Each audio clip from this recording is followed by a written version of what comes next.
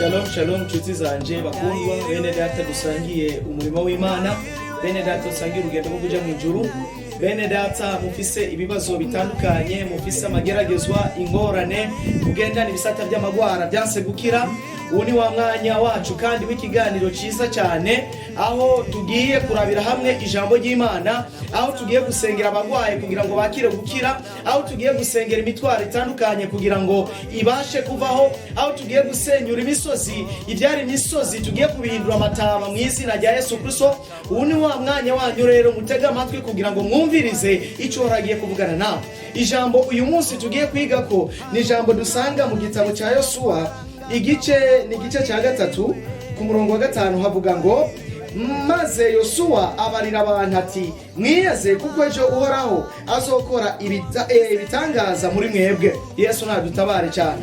Ijambo tugiye kuvuga ko uyu munsi urufatiro rwayo ruravuga ngo, nawe tenyenya kuko ugomba ujabuke Yorodani. Yesu nadutabare cyane.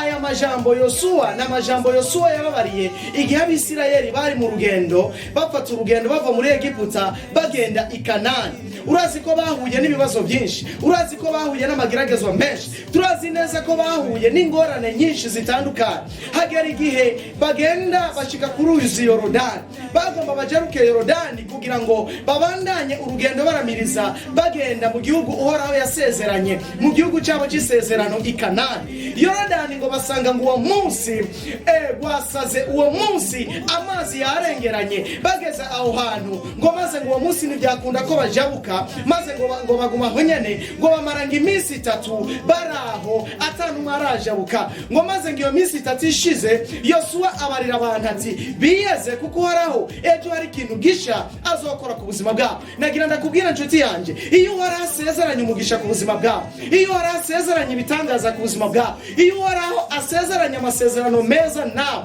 ibikugwanya biba byinshi, abahaguruka baba benshi, ingorane ziba nyinshi, amageragezwa baba menshi. Nicyo cyatumye Abisirayeli bagera kuri Yorodani, uwo munsi basanga ngo gwasuriranije, uwo munsi basanga ngo byanse, uwo munsi basanga ntibikunda ko bajabuka Yorodani. Ariko ngo bamara iminsi 3 Yosuwa babara ngo biyeze, maze ngo bamaze kwiyeza, ngo maze ngo babona ngo kujabuka Yorodani, ngo bajabuka humutse. Nagira ndakubwire nti, wowe hagarara neza n'Imana yawe gusa, wowe ni wiyeze, ibigutandukanya n'Imana ibyo bikureho, uburimbi washingiye Uhoraho ubwo bushingure, ibyo udahuriza ko n'Uhoraho ibyo bikureho, kuko Uhoraho nawe yiteguye kukujabutsa Yorodani.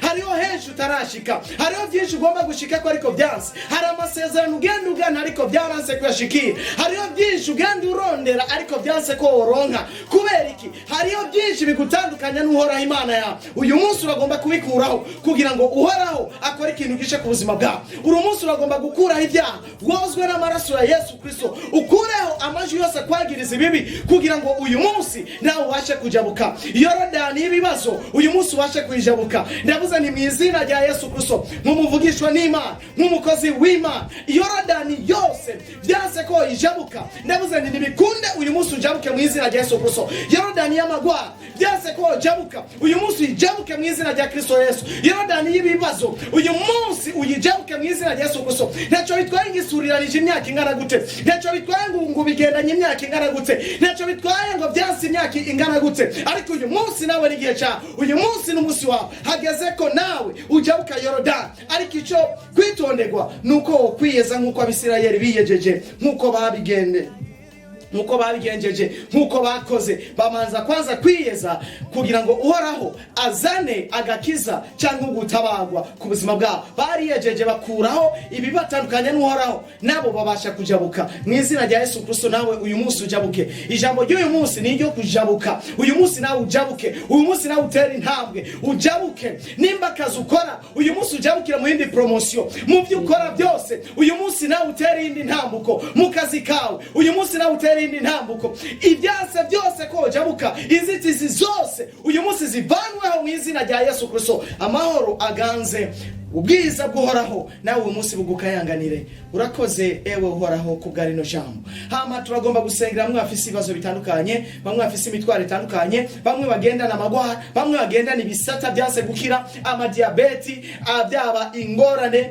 ibibazo imitima, ama hypertension, ibyo aribyo byose Yesu dufise, Yesu arakiza kandi Yesu aratabara. Umwanya wanyu wo kugira ngo musengerwe kandi mugire ukwizera ko mugiye kubohoka. Mana ya Eliya, Mana yacu, Mana ugira neza, urakoze kuri umutabazi, urakoze kubwa rino jambo data rushobora tuganiye ko ijambo ryiza cyane ryo kujabuka. None mwa ndasengeye abafise ibibazo byose bitandukanye, ndamenaguye imitwaro yose bari bafise, ibisata byose bazengana uyu munsi bihinduka ubusa mu izina rya Yesu Kristo wa Nazareti. Ndaturiye malaria, ndaturiye ibibazo, ndaturiye ingorane, ndaturiye amagwara yose, ndaturiye ibyatumye byose batajabuka, inzitizi zose zari mu nzira zatuma batajabuka, zatuma badatambukira kuzindi ntambuko. Izo nzitizi zose ndazivanyeho mu izina rya Yesu Kristo wa Nazareti. Urakoze mwami, ewe uhoraho kuri umugira neza, ko ari ikintu gisha ukoze mu bwoko bwawe kandi mu bantu bawe.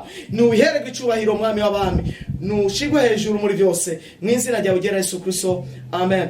Hama kuri bamwe batatuzi, nitwa Apotre Eliud Mutabazi, iryo niryo zina ryanje. Hama kuba bifuza bafise ibibazo cyangwa bifuza kuganira natwe, turafise nimero zacu za telefone 61 463 938, hariho n'izindi 69 544 677. ugomba nimero ya WhatsApp niyo 61 463 938 mu Kirundi, 61 amajana na 63 amajana 938. Murakoze cyane. Shalom shalom, Imana ibagira neza.